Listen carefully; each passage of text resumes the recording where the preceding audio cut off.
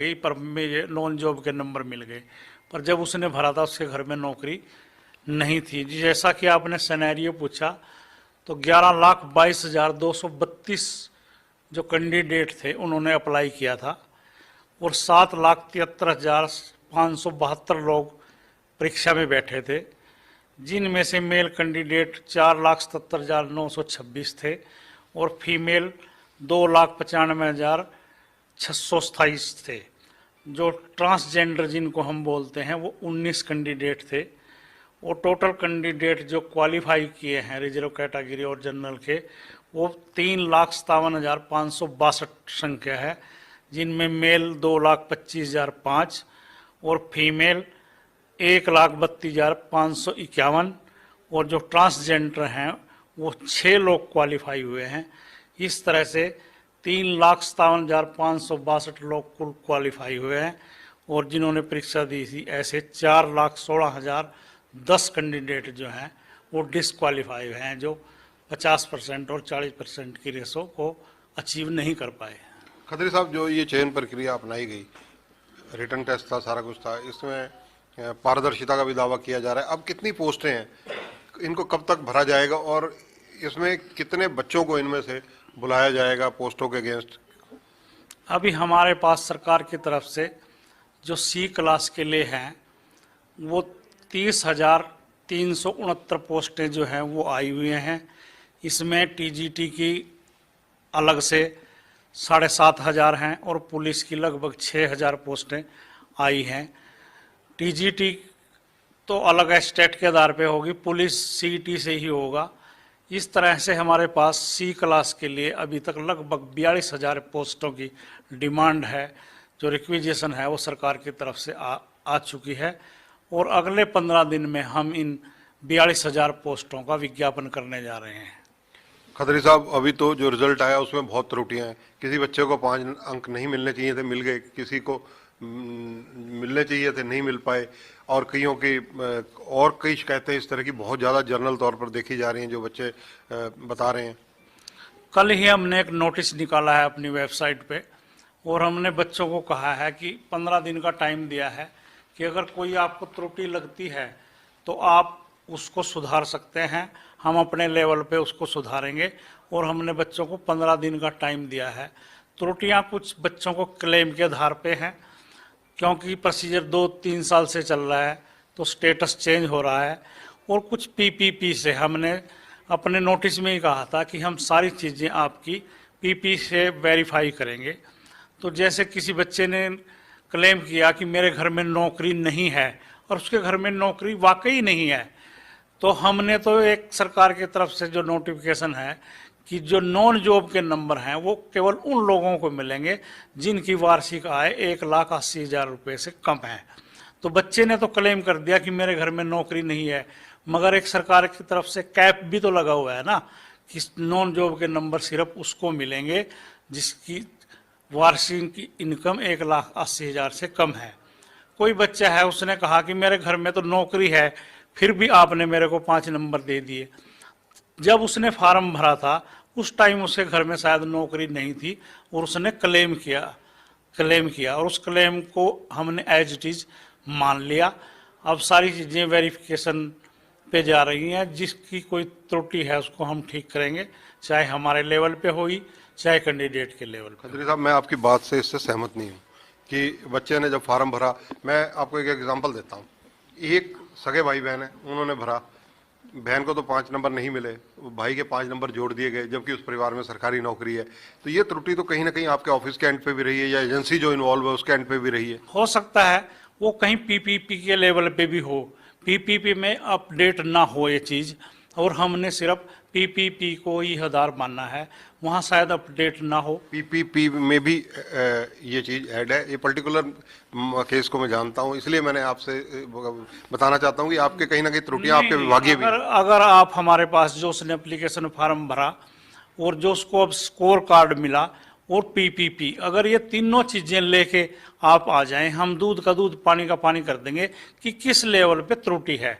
ऐसा नहीं है, कहीं ना कहीं तीनों स्टेजों पे कहीं ना कहीं एक स्टेज पे त्रुटि है, इसलिए ऐसा हुआ है, वरना नहीं होता ऐसा। खत्री साहब, सीईटी को क्वालिफाइंग बनाने के लिए क्या विचार चल रहा है? क्या सरकार को कोई लेटर लिखी है आपने? नहीं, हम सरकार के नियमों को फॉलो करते हैं और जो सीईटी का ड्राफ्ट है वो सरकार ने तैयार किया है, मंत्रिमंडल में पास हुआ है।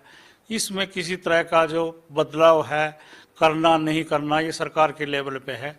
अभी तक तो जो सरकार की हमारे पास इंस्ट्रक्शंस हैं, हम तो फॉलो करने के लिए बाध्य हैं एक तरह से उसको। सीईटी को लेकर मामला हाई कोर्ट में भी है। पिछले डेट पर जो है बताया जा रहा है, सुना है, कितना अथेंटिक है ये तो आप कंफर्म करेंगे कि आपके तरफ से या सरकार की तरफ से कोई व्यक्ति पेश नहीं हुआ, अधिवक्ता पेश नहीं हुआ। अब जो अगली डेट फरवरी में है उसके लिए क्या विचार है? देखिए, इसमें सरकार पार्टी है, ना कि HSSSC, क्योंकि जो सीईटी का ड्राफ्ट है, नोटिफिकेशन है, वो मुख्य सचिव की तरफ से जारी हुआ है। हमको ना इसके में कोई जवाब देना, जो जवाब देगी कोर्ट में जाके, जो रिप्लाई है वो सरकार की तरफ से होगा, ना कि HSSC की तरफ से। जो ग्रुप सी के अब पोस्टें आप बता रहे हैं, 4 गुना ज़्यादा बच्चों को बुलाया जाएगा या क्या फार्मूला अडोप्ट किया जाएगा? अभी तो हम पोस्ट के अगेंस्ट सबसे अप्लाई करेंगे जो भी क्वालिफाई हुए हैं, फिर हम 4 गुना जो टॉपर हैं उनको चिन्हित करेंगे, ये देखेंगे टॉप 4 कौन हैं, उनको ही हम अगले स्क्रीनिंग टेस्ट पे बुलाएंगे, जो अभी तक का प्रावधान है। ग्रुप डी के लिए कब ये सीईटी की परीक्षाएं होने जा रही हैं? ग्रुप डी की जो एनटीए से हमारी बात हुई है और सरकार की बात हुई है, उन्होंने 4, 5 और 10, 11 मार्च अभी निश्चित की है। रिटर्न में अभी कुछ नहीं आया, वर्बली बात हुई है, तो वो 4, 5 मार्च और 10, 11 मार्च अभी निश्चित हुई है। सीईटी की भविष्य में जो परीक्षाएं ग्रुप सी के लिए होंगी, उसके लिए कितना गैप रखा जाएगा? कब तक दोबारा हो सकती हैं? क्या संभावनाएं हैं? क्योंकि ये यूथ जानना चाहता है।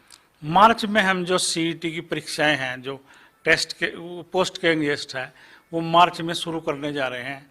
जैसा आज ही न्यूज़पेपर के माध्यम से पता चला कि 10वीं और 12वीं की परीक्षाएं 27 फरवरी से लगभग 26 मार्च तक होने जा रही हैं। तो हम ये शेड्यूल देखेंगे कि संडे और मंडे में भी क्या परीक्षाएं हो रही हैं वहाँ।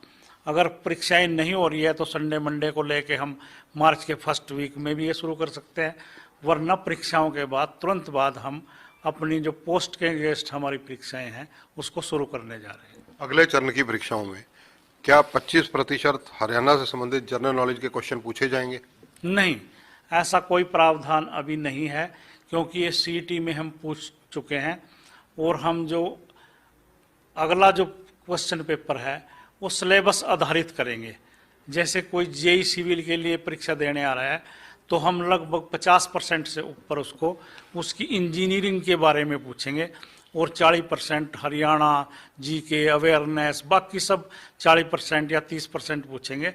हम अभी जो अगली परीक्षाएं हैं उनको जॉब ओरिएंटल करेंगे कि उसकी जॉब से संबंधित ही ज़्यादा क्वेश्चन उससे पूछे जाएं।